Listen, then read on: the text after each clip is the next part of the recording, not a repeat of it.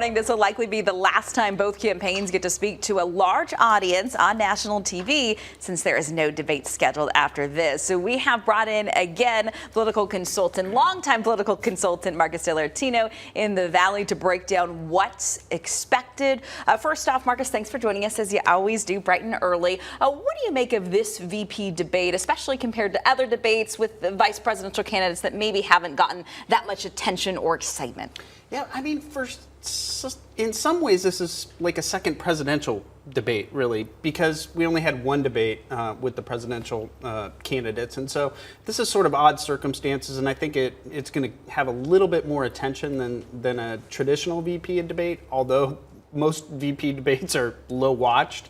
I think this one will have a little bit more interest. We're going to talk about what both candidates you think need to do to connect with those undecided voters, especially those obviously here in Arizona. So first, we're going to start with Tim Walz. Obviously, he's from Midwest, and I'm certain that we'll see maybe a little of his Midwest personality come out. But what do you think his strengths and weaknesses are, and what do you think he needs to do on the debate stage tonight? Well, I think the strength you'll see is certainly the folksiness, if you will, of Tim Walz. You know, he'll have some one-liners that are cute and probably everlasting. He'll probably show up in the paper the next day.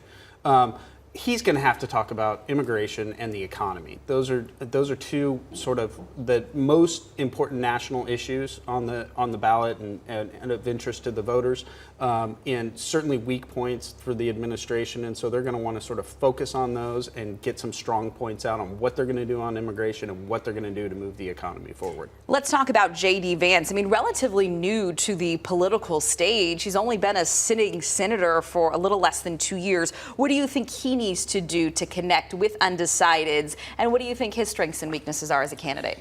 To date, he needs to be a little bit more folksy, I guess. Steal a little bit from Tim Walz, connect with the voters, and he's had a little bit of trouble doing that with independents. Certainly, the Republican base loves him, but you need to look at who are those, moderate Republican women, moderate independent women, and how do I bring them into the fold? And he's going to have to connect with them to bring them into the fold.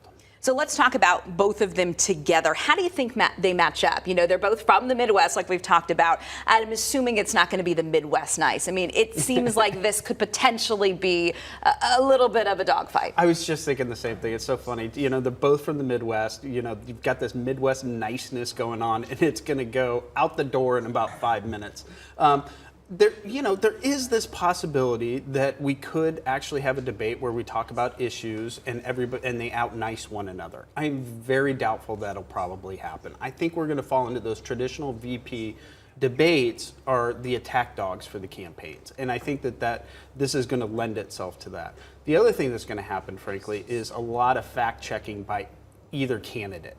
So I think they're looking at the last debate and saying, the moderators didn't fact check that statement, and so I'm going to have to fact check that statement. So I think we're going to see a lot of interrupting going on, and hopefully we'll get to some important issues like Social Security, the debt, the deficit, healthcare, education, defense. But we'll have to see sort of how much attacking goes on and how much getting the message out to the people is occurring. Yeah, because people want to know about issues and how it impacts them. Marcus, as always, thanks so much for your perspective. A programming note, the CBS News Vice Presidential Debate is happening tonight at 6 p.m. You can watch it live on 3 TV, and CBS 5 will also be streaming it on azfamily.com. And speaking of fact-checking, we've got our fact-checking team, Scott and Tess. They will be fact-checking it all night long. That will be on azfamily.com as well as our news app. Yeah. All right. Thanks to both of you.